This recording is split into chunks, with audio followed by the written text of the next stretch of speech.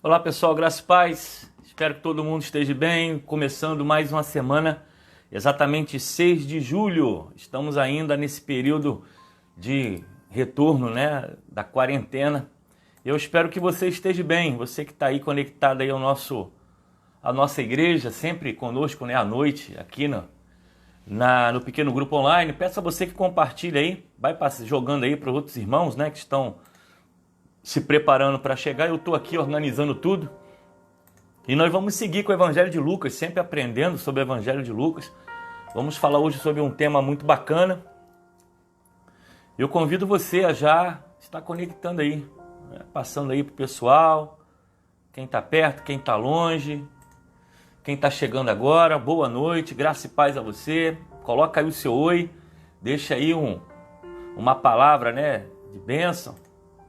E o nosso desejo é que você possa estar crescendo na presença de Deus. Daqui a pouco nós vamos ver o pessoal que está chegando, mas antes disso já estou compartilhando aqui, estou mandando aqui o vídeo para a galera. O pessoal aí sempre conectado com a gente. Muita gente passa depois, né? Depois de acabar o estudo, as pessoas vêm depois, mas esse é o momento que eu tenho aqui para compartilhar enquanto o pessoal está chegando. Vamos compartilhando aí na rede social. Eu espero que todo mundo já esteja muito bem. Tá aí a irmã Maria de Fátima, pastor Antônio Sampaio. Tá também a Marilza. Quem mais está chegando aí? A Bílio, Valdeia e a Bil. O pessoal tá vindo devagarzinho, né? Celi Maria também tá chegando. E esse tempo é muito bom. Ontem nós começamos, né? Fizemos o nosso primeiro culto presencial com um número de vagas limitadas, com todo o distanciamento necessário, né? Toda a segurança. Foi um encontro muito bom, né? Parabéns à igreja, a igreja obedeceu as normas, obedeceu toda a orientação que nós fizemos e foi tranquilo. As pessoas chegaram, álcool gel, de máscara, sentaram nos banquinhos, nas cadeiras, aguardando, né, o início do culto. E o culto começou, houve cântico, houve louvor, adoração e logo em seguida pregação. E todo mundo ali ficou feliz e foi para casa. À noite nós repetimos também um trabalho e graças a Deus correu tudo bem. Acredito que na próxima semana nós vamos repetir novamente. Nós não teremos nenhuma atividade ainda essa semana, quarta-feira. Nós não teremos atividade quarta-feira, não teremos atividade durante a terça-feira. Quarta-feira não teremos atividade, mas nós vamos retornar no tempo apropriado. Em breve nós estaremos já nos preparando, nos organizando para poder estar voltando com tudo, né? Voltando com tudo aí a nossa igreja. Nesse primeiro momento nós vamos só estar aguardando aí as coisas melhorarem um pouco mais, mas já voltamos à nossa atividade do culto presencial, né? Foi muito bom o culto de quarta-feira, de domingo, foi muito bom ontem o culto de trabalho, né? Muito bem.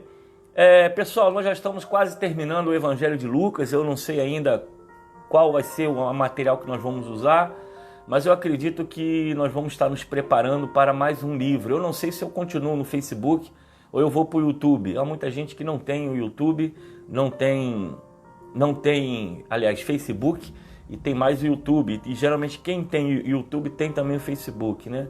Então fica mais fácil de trabalhar. Eu espero conseguir fazer os dois. Eu vou tentar trabalhar isso para estar nas duas plataformas ao mesmo tempo para poder atender todos os irmãos. Alguns ficam esperando eu terminar e depois que eu termino eu faço a gravação, então eu pego o vídeo e coloco lá no YouTube. Então tem gente que vai para o YouTube. Então nós temos duas audiências, nós temos o Facebook, temos também o YouTube.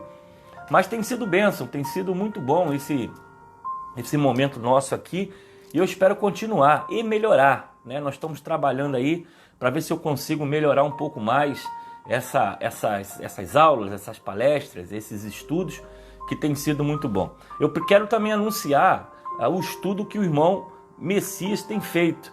O Messias tem trabalhado aí, se dedicado à escola bíblica dominical. Ele manda para mim o arquivo da lição da semana. Domingo agora foi a lição número 9. Nós vamos entrar agora na lição número 10 da revista Palavra e Vida. E ele tem feito toda a dinâmica do estudo, da lição, e ele me manda, eu vou lá, coloco, deixo programado, 9 horas da manhã em ponto.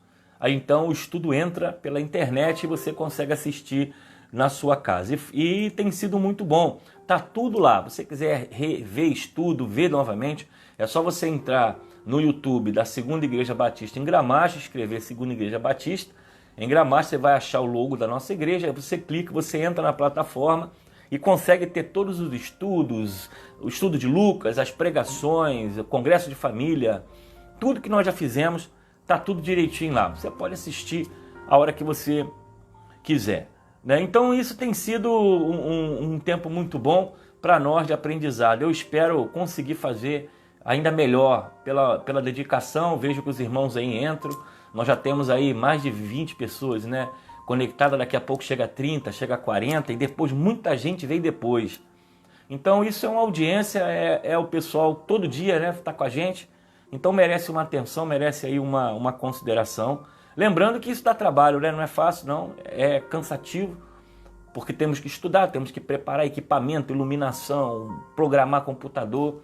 Mas se está abençoando você, para a gente é um prazer fazer, e nós vamos melhorar ainda mais. Deixa eu ver quem chegou aqui. Hugo está por aí, Ministério de Família, Sandra Pani está por aqui também. Cecília, Marinete, Jesuína está aí. Dília, Roseni, Isabel, Soninha, Joselita, Jorge Luciano, tá mandando um abraço para toda a igreja aí. Mário Drummond, Éder, Hipólito também tá chegando, Gilca já chegou, Simone, Ademilda, Graça Lopes, João Paulo tá aí junto com a gente também. Graça Lopes, Deus abençoe todos vocês, é uma alegria ter vocês aqui na nossa live, né, no nosso trabalho da Segunda Igreja Batista em Gramacho. E lembrando que a igreja está aberta quarta-feira à noite, não para ter culto, mas está aberta se você quiser passar por lá, levar o seu quilo, o seu alimento.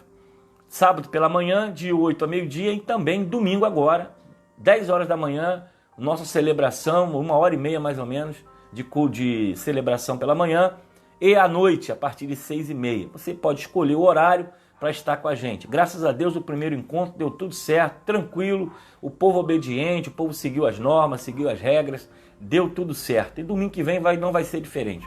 Pode ir com toda a confiança. Eu sempre costumo falar, está mais segura a igreja do que a rua, né? Se você olhar aí como é que está o trem, o ônibus, o comércio, o mercado, ninguém respeita nada, ninguém respeita espaçamento, ninguém respeita distância um do outro, mas a igreja tem que ser o dever a cumprir. Cadeira separada, álcool gel, espaço com os irmãos, todo mundo de máscara, todo mundo obedecendo as regras, e foi uma benção. E domingo que vem vai ser também, se Deus assim permitir.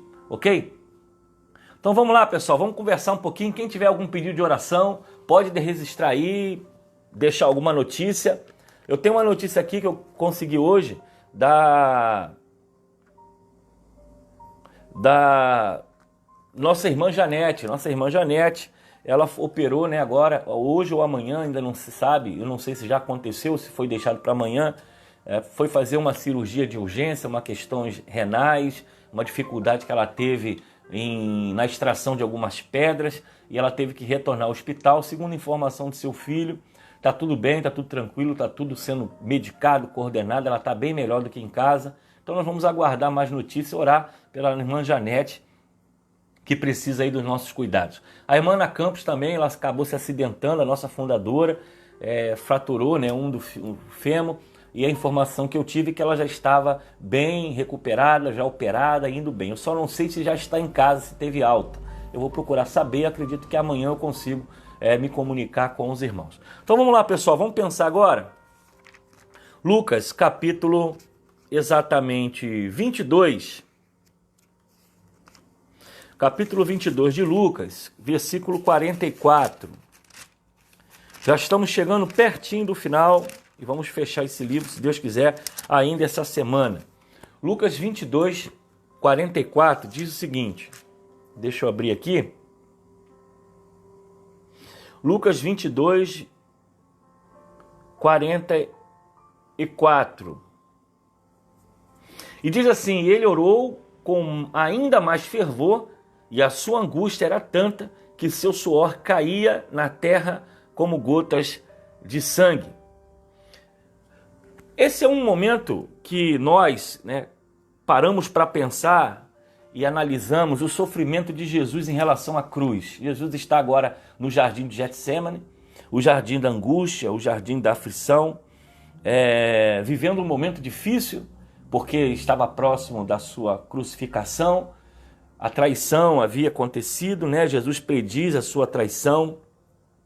Jesus prediz que Pedro iria negar, e ele já estava sabendo exatamente o que ia acontecer. A traição veio mais à frente.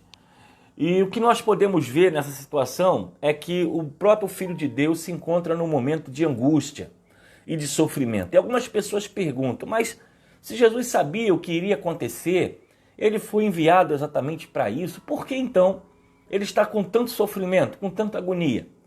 Por quê? Se ele já sabia, se ele entendia, se ele foi chamado para isso, se ele veio ao mundo por essa causa, por que ele então estaria assim tão seguro, aliás, tão sofrimento? Ele não deveria estar seguro e não sofrer diante do Getsêmani, diante da traição?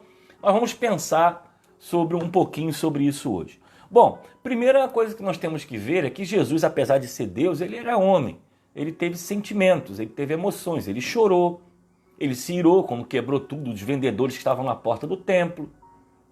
Ele, em alguns momentos, ele fugiu de alguma situação difícil.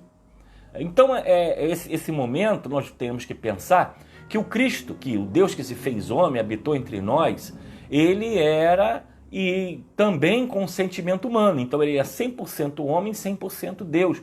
Até porque se Jesus não vem em forma humana, não seria substituição. Ele veio substituir, ele veio assumir o nosso lugar. Então, para você substituir uma peça, seja de um carro, de um móvel, de um computador, essa peça tem que ser idêntica. Tem que ter o mesmo tamanho, tem que ter a mesma forma, tem que encaixar. Porque senão você não consegue substituir a peça.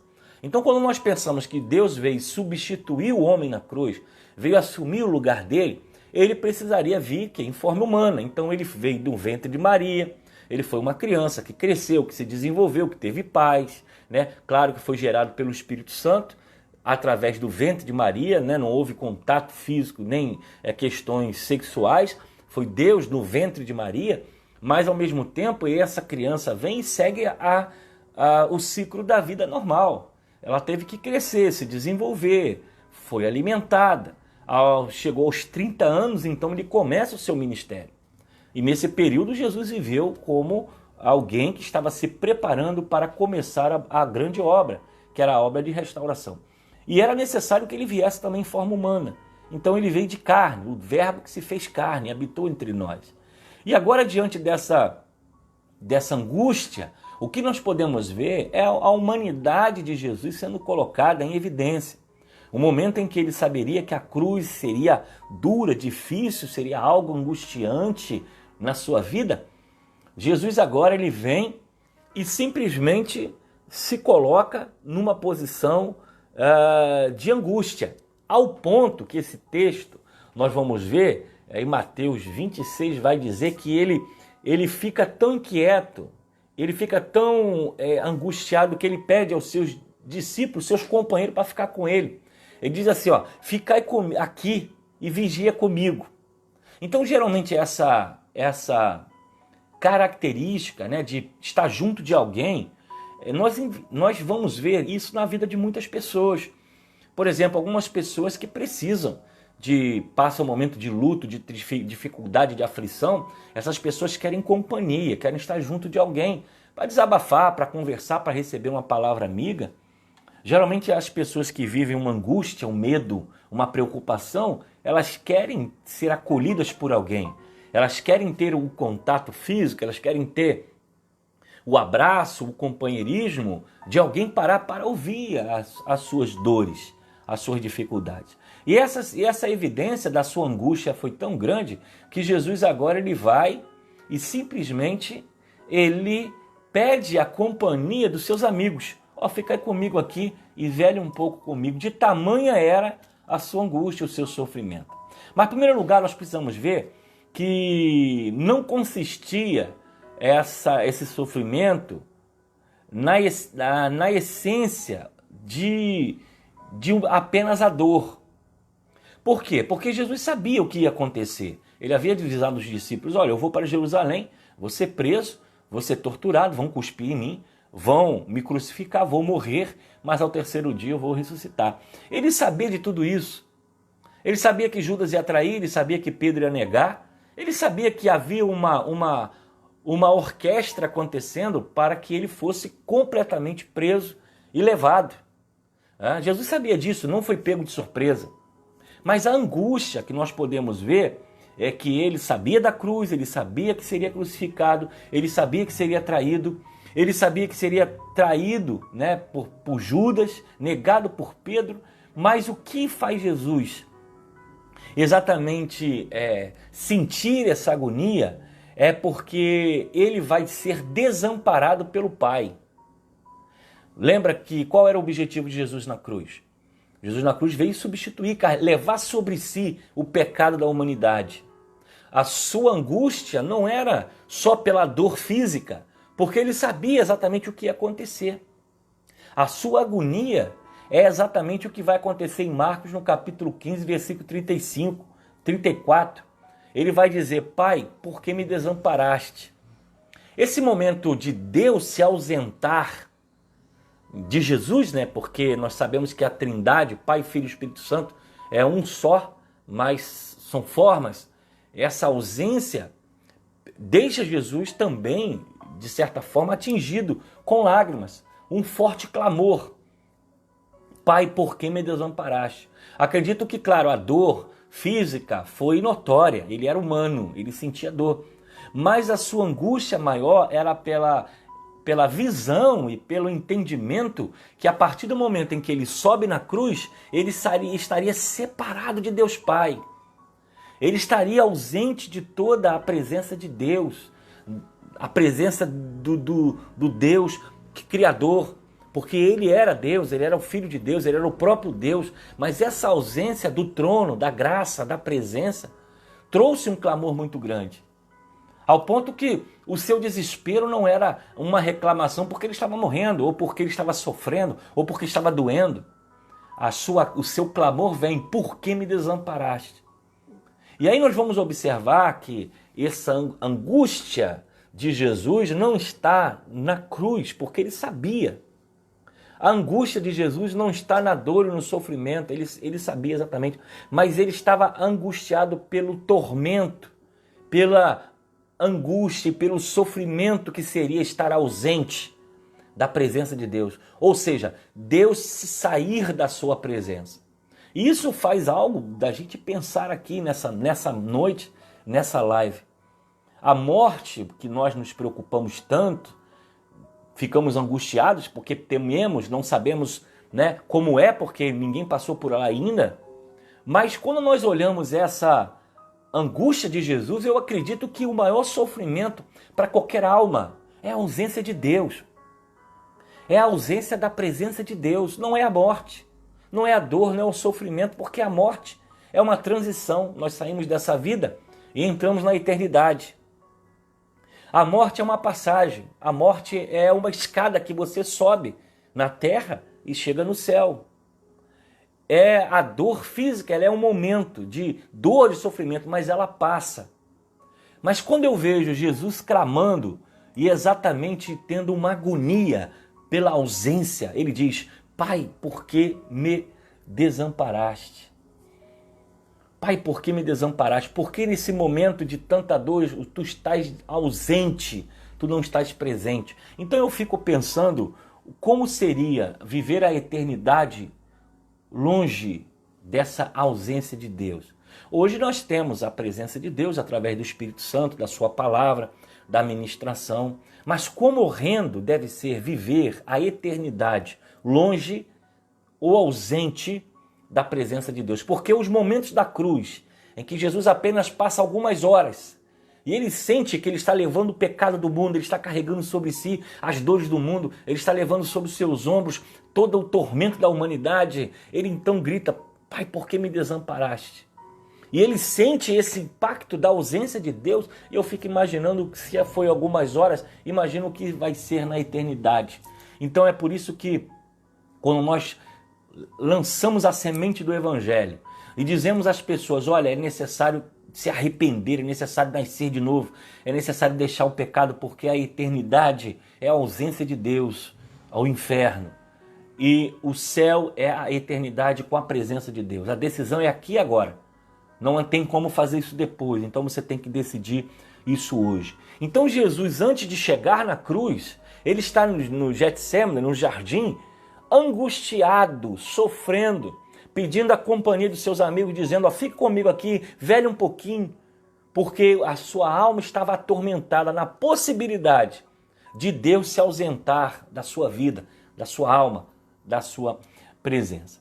Então nós vamos ver também agora no segundo ponto, ainda nesse texto, que a sua agonia consistia também numa outra característica. Primeiro, a ausência de Deus.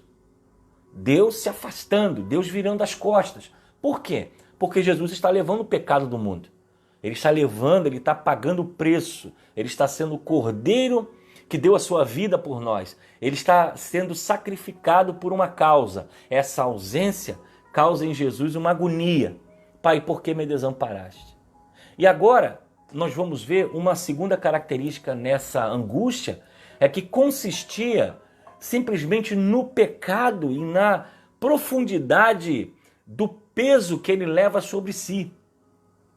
A cruz, a Bíblia vai dizer que ela era considerada a maldição, né? Maldito aquele que é colocado no madeiro. A partir do momento em que Jesus ele assume essa função de levar a humanidade, de levar o homem à salvação, ele está colocando sobre si toda a culpa, toda a tristeza, toda a carga, todo o peso, toda a dor. O Getsemane foi exatamente esse prelúdio, essa preparação para o Calvário. Ele já estava sentindo o que seria a ausência de Deus e, segundo, o que seria levar todo o pecado da humanidade sobre os seus ombros. O preço que ele teria que pagar, o preço que ele teria que simplesmente receber sobre a sua sobre a sua ação. E as transgressões do mundo iriam sobre os seus ombros. Então o Getsemane, nesse momento que Jesus está dizendo aqui, e ele orou com muito mais fervor, e a sua angústia era tanta que seu suor caía na terra como gotas de sangue. Como eu falei no início, para quem chegou agora, as pessoas perguntam, mas Jesus não sabia que ia ser crucificado, ele não sabia que ia ser morto, ele não tinha avisado tanto isso aos discípulos, por que agora ele está tão angustiado? E nós estamos explicando exatamente isso. A sua angústia não consistia apenas numa dor física. Não era apenas o sentimento de morte, porque a morte era apenas uma passagem para a eternidade. Mas ele estava vivendo uma situação que em algumas horas Deus viria de desampará-lo, deveria se afastar dele, porque ele levaria sobre os seus ombros o pecado do mundo. E a ausência de Deus, a falta da presença de Deus na eternidade é um tormento para a alma de qualquer pessoa. E o inferno é exatamente isso. O inferno que nós cristãos pregamos, que é reservado para todos aqueles que negarem a sua palavra, negarem o evangelho, rejeitarem os seus ensinamentos, viverem conforme os seus intuitos e não conforme a vontade de Deus, há um local de tormento eterno, reservado para todos esses que o negaram.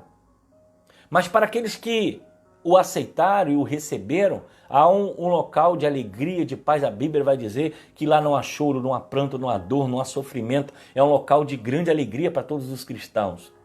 Então essas duas realidades, o céu e o inferno, são algo que nós precisamos entender. Mas nesse momento do Getsemane, Jesus está próximo de levar sobre os seus ombros esse preço, essa carga, que é simplesmente a ausência de Deus, porque Deus não habita onde há pecado.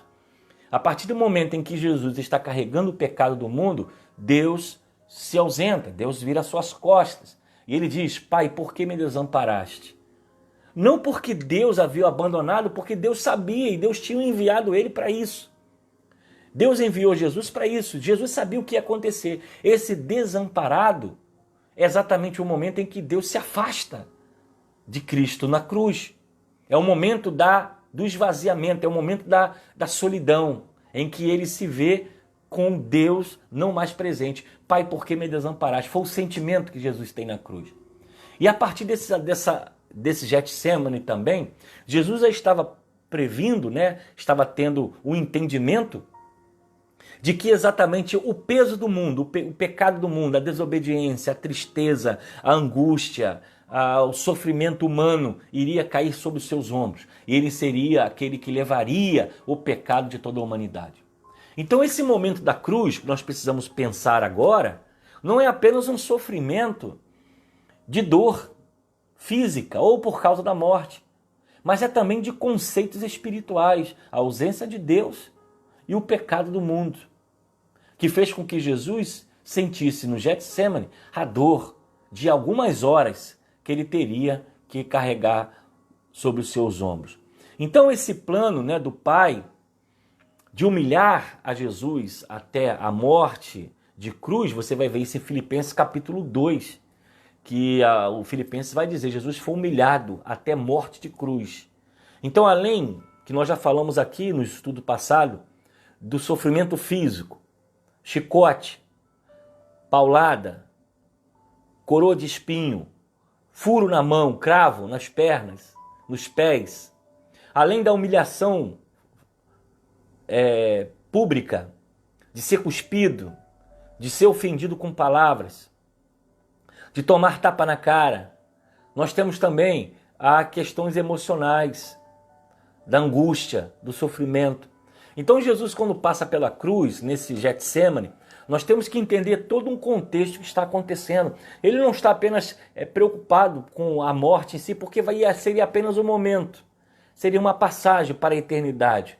Mas ele iria levar sobre si a ausência de Deus e o pecado do mundo. Então essas duas coisas que atormentam a alma e a vida de todos nós, que nós precisamos estar livres dela. E como estar livres dela? Estar ao lado de Cristo, seguindo a Cristo, vivendo Cristo, reconhecendo como o único Salvador. Todos aqueles que morrerem sem Cristo, diz a Bíblia, não entrarão no reino dos céus. E haverá um local de tormento eterno, onde o fogo não se apaga, o bicho não morre, e há choro e ranger de dentes. Mas há também um local para aqueles que o aceitaram, que haverá um novo céu, uma nova terra, onde não há choro, não há pranto, não há dor. Essas duas condições é colocadas para nós, ainda nesse tempo, nesse momento. E é por isso que nós precisamos nos decidir, todo momento, em quem nós devemos seguir, ou a Cristo ou o mundo. Ou a Deus, nos entregarmos a Deus, ou servir os prazeres do diabo. Porque ele veio matar e roubar e destruir.